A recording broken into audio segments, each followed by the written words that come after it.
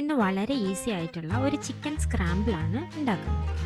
ആദ്യമായി ആവശ്യത്തിനുള്ള ഉള്ളി നമ്മൾ വഴറ്റിയെടുക്കുക. അതിലേക്ക് നമ്മൾ ചതച്ച് വെച്ച ഇഞ്ചി ആഡ് ചെയ്യുക.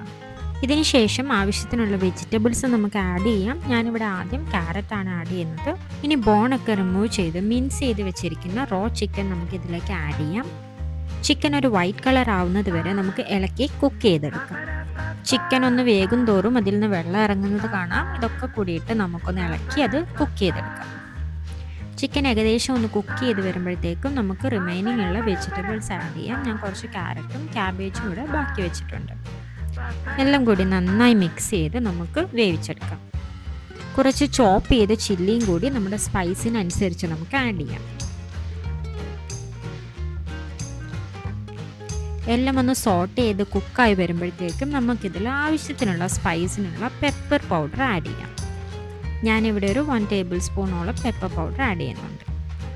എല്ലാം കൂടി നന്നായിട്ട് നമുക്ക് മിക്സ് ചെയ്താൽ നമ്മുടെ ചിക്കൻ സ്ക്രാമ്പിൾ ഇവിടെ റെഡി ആയിരിക്കുന്നു. വളരെ ഹെൽത്തിയും ടേസ്റ്റിയും അതേപോലെ സിമ്പിളായ ഒരു റെസിപ്പിയാണ്.